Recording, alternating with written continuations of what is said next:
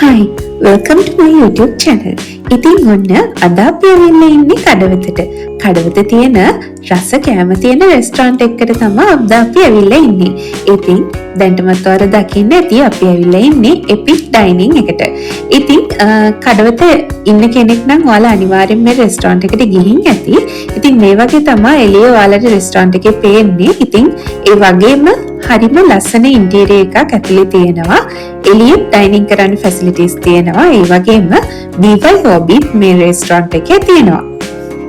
එමගින් විශේෂයෙන් කියන්න ඕන දෙයක් තමයි මේ රෙස්ටොරන්ට් එකේ පාකින් ෆැසිලිටිස් නම් ටිකක් අඩුයි. ඔයාලා වෙහිකල් එක එන කෙනෙක් නම් ටිකක් ඒ ගැනත් හිතන්න ඕනි. ඉතින් මේ විදිහට තමයි රෙස්ටොරන්ට් එකේ ඉන්ටීරියර් එක තියෙන්නේ. මම කිව්වා වගේම ලස්සනට තියෙනවා. ඉතින් අපි මේ රෙස්ටොරන්ට් එකෙන් ඕඩර් කරේ සීෆුඩ් නාසි ගුරාන් එකක්. ඉතින් ඔයාලට පේනවා ඇති ඒකට අපිට එග් ඔම්ලට් එකක්, prawn crackers, prawn sticks දෙකක්, ඒ වගේම sauce, chili paste හම්බුණා. ඉතින් මේකේ පෝෂන් එක ගැන කතා කරොත් පෝෂන් එක ඇත්තටම ලොකුවට තිබුණා. දෙන්නෙක්ට හොඳටම ඇති.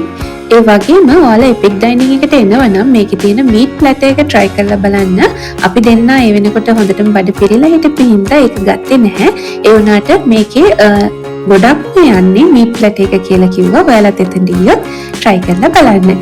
ඉතින් මේකේ price එක ගැන කතා කරොත් සීෆුඩ් නාසි ගුරාන් එක 2450ක් වුණා.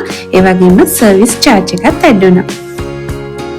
ඒ වගේම යාළුවගේ මෙනු එකේ තියෙන ගොඩක් කෑම 2 portion තමා කියලා අපිට කිව්වේ.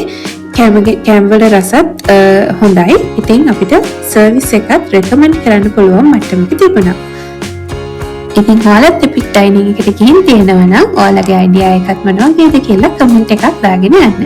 ඉතින් තවත් දවසක අලුත් වීඩියෝ එකකින් හම්බ වෙනකම් ඔයාලා හැමෝටම සුබ දවසක් වේවා කියලා මම ප්‍රාර්ථනා කරනවා.